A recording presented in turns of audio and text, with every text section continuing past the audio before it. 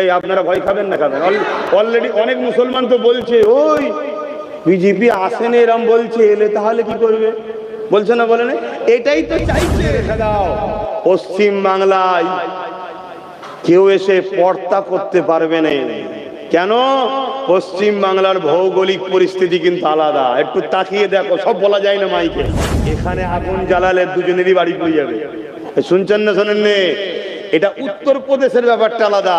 ওখানে যেখানে মুসলমান তো শুধু মুসলমান, যেখানে হিন্দু তো শুধু হিন্দু, যেখানে আদিবাসী। দ্বিতীয় নম্বর কথা, পশ্চিম বাংলার চতুর্দিকটা একটু তাকিয়ে দেখুন আরো কোথায় কি আছে। শুনছেন তো নাকি? এটা কিন্তু উত্তরপ্রদেশ নয় যে ভারতের বীজখানের মধ্যে আছে, এগুলো মাথায় রাখবেন। তো যাই হোক, আমি ওদিকে যাচ্ছি না। আমার বক্তব্যই একটাই, যে আন্দোলন করব কেন্দ্র সরকারের বিরুদ্ধে, তাই তো নাকি? তোমার এই কালা কানুন মানছি না, মানবো না, তাই তো নাকি?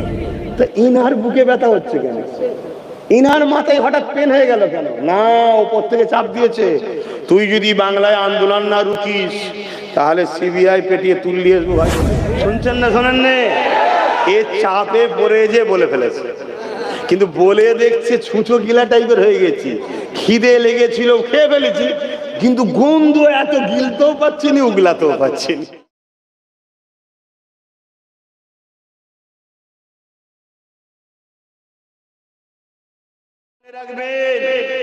আজ আমাদের সমাজে এই পশ্চিম বাংলায় কেন্দ্র সরকার যে কালা কানুন করেছে, ওই আইনের বিরোধী করলে রাজ্য সরকার রেগে যাচ্ছে। রাখছে না, রাখে না? কি বলছে? যেখানে আন্দোলন নয় দিল্লিতে করতে হবে, যদি কেউ আন্দোলন করে সব থেকে বড় দুশ্মন আমি হব। আরে আমার মাথায় ঢুকছে না, লড়াই হচ্ছে কেন্দ্র সরকারের বিরুদ্ধে, তো আপনার রাগ হচ্ছে কেন? এটা ভাবার বিষয় আছে না নাই? আমার মধ্যে কিছু কথা উদাও হয়েছে, এইটার বলার পিছনে একটা কারণ আছে। আমার মনে হচ্ছে, কারণটা কি বলবো? আমার মনে হচ্ছে ওই স্বাস্থ্য দুর্নীতি, কয়লা চুরি, তেল চুরি, গরু চুরি, শিক্ষা দুর্নীতি, সব ইটা উটা সব হয়ে আছে না? কথা বুঝছেন না? বোঝেন? সব তো ইচ্ছা করে ধরে নে রে বাবা, সেটিং এর কারবার চলছে, ইচ্ছা করে ধরে নে। এই যে তোমাদের পূর্ব মেদিনীপুরে যে চিল্লাচ্ছে দিন রাত, ওকে ইচ্ছা করে বলা হয়েছে, বল তুই যত মোল্লাদের গাল দিবি, মোল্লারা ভয়ে আমার কোলে থাকবে। শুনছেন তো নাকি? এই আপনারা ভয় খাবেন না খাবেন। অলরেডি অনেক মুসলমান তো বলছে ওই বিজেপি আসেনি, এরম বলছে, এলে তাহলে কি করবে?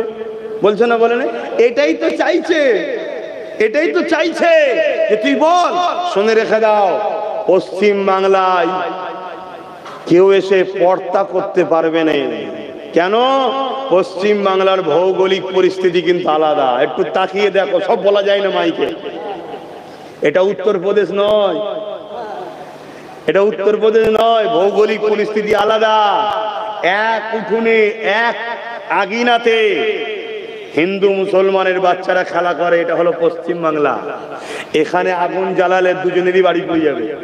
শুনছেন না শোনেন? এটা উত্তরপ্রদেশের ব্যাপারটা আলাদা। ওখানে যেখানে মুসলমান তো শুধু মুসলমান, যেখানে হিন্দু তো শুধু হিন্দু, যেখানে আদিবাসী, এটা আলাদা। এখানে আলাদা সিস্টেম। এখানে সব সময় সেকুলার মুখ রেখেই আমাদেরকে আস্তে আস্তে চাকরি, শিক্ষা, ভাইয়ে ভাইয়ে লড়াই করি করি আমাদেরকে শেষ করবে, যাতে করে আমরা ইদিক উদিক না চলে যাই। এজন্যে এনাকে দিয়ে ভয় খাওয়ানো হচ্ছে। শুনছেন তো নাকি? হ্যাঁ, এটা মাথায় রাখবেন। তো দ্বিতীয় নম্বর কথা, পশ্চিম বাংলার চতুর্দিকটা একটু তাকিয়ে দেখুন আরো কোথায় কি আছে। শুনছেন তো নাকি?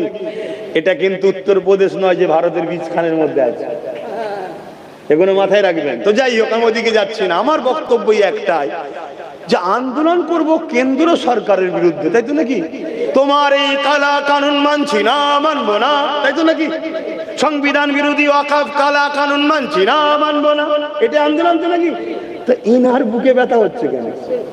ইনার মাথায় হঠাৎ পেন হয়ে গেল কেন? না, উপর থেকে চাপ দিয়েছে, তুই যদি বাংলায় আন্দোলন না রুকিস তাহলে সিবিআই পেটিয়ে তুললিয়ে আসবো ভাই বকে। শুনছেন না শোনেন? এ চাপে পড়ে যে বলে ফেলেছে, কিন্তু বলে দেখছে ছুঁচো গিলা টাইপের হয়ে গেছি, খিদে লেগেছিল খেয়ে ফেলেছি, কিন্তু গন্ধ এত গিলতেও পাচ্ছি না, উগলাতেও পাচ্ছি না। শুনছেন তো নাকি? এখন ফেসে গেছে।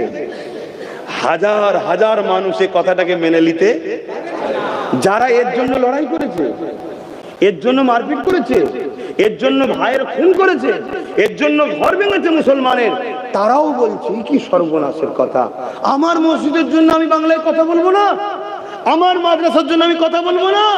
উপরন্তু এই বাংলায় অস্ত্র মিছিল হচ্ছে পুলিশের পাহারায়, এই হচ্ছে না, হয় না? সবারটা হচ্ছে, ওটা হচ্ছে, হবে কি হবে না ও তর্কে আমি যাচ্ছি না, ভুল কি ঠিকে যাচ্ছি না, কিন্তু হয় না, হয় না, তো সবারটা হয়। তা আমি যদি বড় বড় জমায়েত করে আগামী দিন এই হলদিয়া বড় একটা ময়দানে 50-60 হাজার 1 লক্ষ লোকের যদি একটা জমায়েত করি, কোনো অসুবিধা আছে? আপনারা খবর পেলে একটু আসবেন তো নাকি? হাত তুলে বলুন, আসবেন তো নাকি? হাত তুলে, হাত তুলবেন তো নাকি? শুধু আসবেন না, প্রচারও করবেন। এতে ইনার সমস্যা হচ্ছে কেন? আমার মাথায় আর একটা বুদ্ধি ঢুকেছে, বলবো? এই অসুবিধে হওয়ার কারণ কি জানেন? কেন্দ্র সরকার একটা আইন করছে, আইনটা হচ্ছে এটা, 12 বছর যদি কেউ কোনো জায়গা দখল করে রাখে, সেই জায়গার সত্তা মালিক সে হয়ে যাবে, জানেন তো নাকি? কিন্তু ধর্মীয় জায়গায় যদি 12 বছর কেন 32 বছরও থাকে, তাহলে কিন্তু মালিক হবে না।